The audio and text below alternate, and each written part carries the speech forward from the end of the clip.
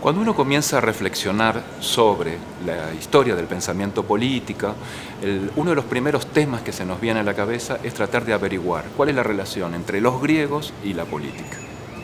Una pregunta que uno se puede hacer es, ¿los griegos inventaron la política? Claramente no, porque la política es ese juego de poder en torno a dirimir conflictos y establecer consensos en una sociedad. Por lo tanto, la política es parte natural de las sociedades, fue parte natural de las sociedades desde los tiempos primitivos. Los griegos no inventaron la política. ¿Inventaron los griegos el pensar sobre la política? Tampoco, porque antes de los griegos, incluso podemos ir a Oriente, China, con Confucio, ya hubo pensamiento político. Entonces, ¿cuál es el gran aporte de los griegos a la política? Es que allí, en los siglos V y IV antes de Cristo, encontramos el origen de un pensamiento sistemático sobre la política. ¿Con quién? Los primeros pensadores políticos fueron Platón y Aristóteles, porque desarrollaron ese pensamiento sistemático sobre la política. Primero Platón, fines del siglo V, comienzos del IV, con sus discípulos desde la academia, y luego fue continuado por Aristóteles, su discípulo durante 20 años, un discípulo muy aplicado, un discípulo al que Platón decía era el lector de la academia, que cuando muere el maestro establece sus diferencias con Platón y es el otro gran fundador del pensamiento político. Entonces, el origen del pensamiento político como una actividad sistemática de pensar sobre las cuestiones políticas está en Platón y Aristóteles. Uno se podría preguntar por qué no en Sócrates o por qué no en los sofistas también contemporáneos a Platón y a Aristóteles, especialmente al primero. Con Sócrates no, porque Sócrates no escribió, es decir, todo lo que sabemos de Sócrates es a través de Platón. Si alguien dice que leyó las obras completas de Sócrates, eso no puede ser, porque no escribió Sócrates. Y en el caso de los sofistas, que sí tuvieron reflexión política, prácticamente se ha perdido toda la producción que emanó de ellos, y por lo tanto lo que sabemos de los sofistas lo sabemos a través de Platón. Es con Platón, pues, el gran inicio del pensamiento político. Entonces uno se puede preguntar por qué fue en Atenas que encontramos los orígenes del pensamiento político. Y ahí la referencia que tenemos que hacer es al papel de las crisis en el origen de las teorías políticas. Para ello, una breve reflexión sobre la historia de Grecia en esos momentos, una historia que conocemos bien a través de Tucídides y de su gran libro La historia de la guerra del Peloponeso. Sabemos por Tucídides que los griegos vivían en ciudades-estados, que eran pequeños núcleos urbanos con un lugar de mercado, pero básicamente era un territorio rural porque era una economía agraria. Y esos griegos estaban unidos por sentimientos de nacionalidad, básicamente por tres tipos de sentimientos. Uno era el amor a los juegos. Las guerras entre las ciudades-estados se interrumpían cuando se celebraban juegos en honor a alguno de los dioses, ya los más importantes, los Juegos Olímpicos en honor a Zeus, también estaban los Juegos en honor a Apolo, por ejemplo. Es decir, ese amor a los juegos era común entre los griegos.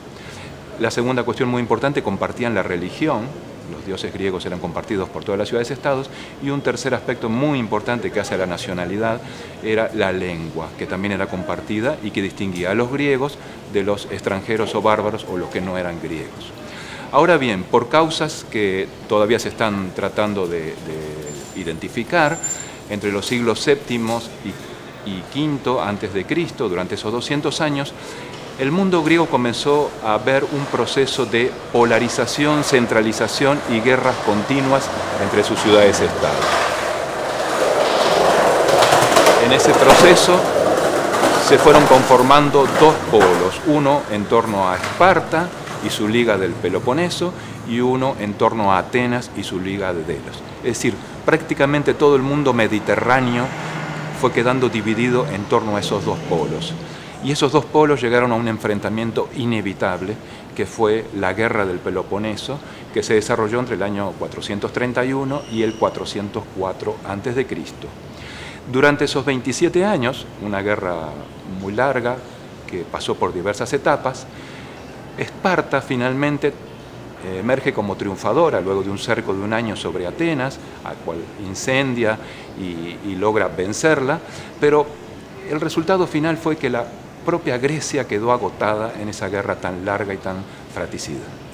Poco después, el dominio de Esparta fue reemplazado por otras ciudades-estados como Tebas, Macedonia, luego va a llegar Alejandro y construir su gran imperio alejandrino. Tanto Platón como Aristóteles no fueron pensadores del apogeo griego ni del apogeo ateniense.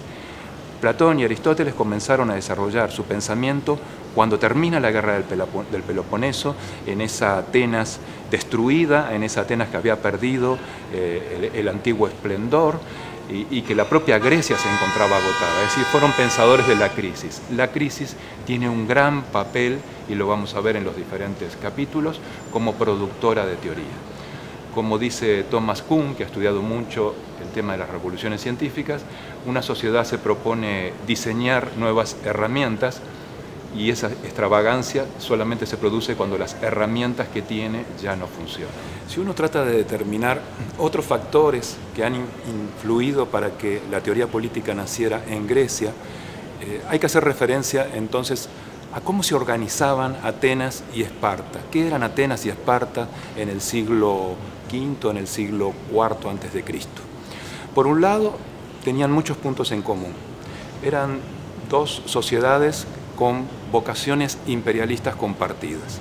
Eso era algo común a Atenas y Esparta. Es más conocido el caso de Esparta, era una sociedad guerrera, preparada para la guerra.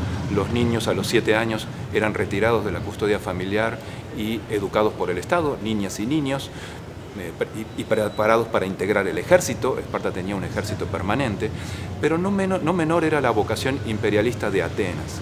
En plena guerra del Peloponeso, un ejemplo que nos da Tucídides es cuando la isla de Melos decide mantenerse neutral frente a ese conflicto que se estaba desarrollando entre Esparta y Atenas. Y Atenas le impone a la isla de Melos integrarse a su propia liga frente a Esparta con el único argumento de la fuerza. Es decir, no hubo argumentos ni de derecho ni de tradición, sino el argumento de la fuerza. En eso eran muy parecidas Atenas y Esparta. Otro punto en común que tenían eran sociedades extremadamente estratificadas. Esparta, una sociedad que tenía en su cúspide el pequeño grupo espartano conquistador, que había sometido a aqueos e ilotas, y por el lado de Atenas también una sociedad estratificada, donde según cálculos que se han hecho, 2/3 de la población eran esclavos, y los esclavos en Atenas eran los prisioneros de guerra. Por lo tanto, nos queda 1/3 de individuos, de los cuales la mitad eran comerciantes y la mitad podrían ser ciudadanos. También una sociedad estratificada a la manera de Esparta. ¿Qué era lo que diferenciaba? ¿Cuál era el gran punto de ruptura entre Atenas y Esparta? Era la forma de gobierno. Por un lado, Esparta se organizaba con una asamblea o consejo de ciudadanos designados por la asamblea de Espartacos por aclamación, y de ese consejo de ciudadanos de 28 o 30 personas emergían 5 éforos que eran quienes realmente tenían el poder en Esparta. Para los atenienses esa era una manera oligárquica de organizar el gobierno, casi tiránica, va a decir Aristóteles. En contraparte, Atenas se organizaba teniendo como instancia de gobierno fundamental la asamblea de ciudadanos. Los ciudadanos se reunían cada 40 días en el ágora, en la plaza pública, y discutían y debatían y decidían sobre las cuestiones comunes. Y algo muy importante, si una de las decisiones era ir a la guerra, los propios ciudadanos atenienses se armaban porque Atenas no tenía ejército permanente. Es decir, afrontó, por ejemplo, toda la larga guerra del Peloponeso con sus propios ciudadanos armados. Además de esa institución que era la Asamblea de Ciudadanos, se conformaba un consejo de los 500 para que funcionara como poder ejecutivo entre reunión de asamblea y reunión de asamblea, es decir, entre esas asambleas que se desarrollaban cada 40 días. De esos consejos de los 500, que eran 50 por cada una de las 10 tribus administrativas en las que estaba dividido Atenas, se elegía un estratega, es decir, que 10 estrategas podían tomar decisiones en tiempos de emergencia.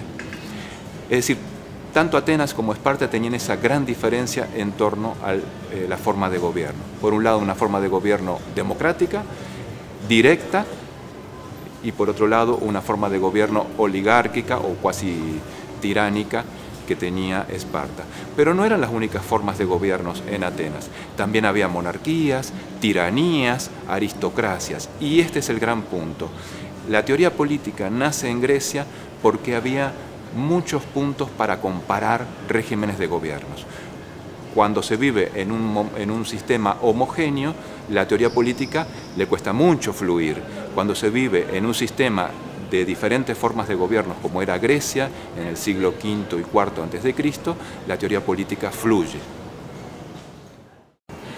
Cuando uno comienza a reflexionar sobre la historia del pensamiento político, uno de los primeros temas que se nos viene a la cabeza es tratar de averiguar cuál es la relación entre los griegos y la política. Una pregunta que uno se puede hacer es, ¿los griegos inventaron la política? Claramente no, porque la política es ese juego de poder en torno a dirimir conflictos. Muere el maestro, establece sus diferencias con Platón y es el otro gran fundador del pensamiento político. Entonces, el origen del pensamiento político como una actividad sistemática de pensar sobre las cuestiones políticas está en Platón y Aristóteles.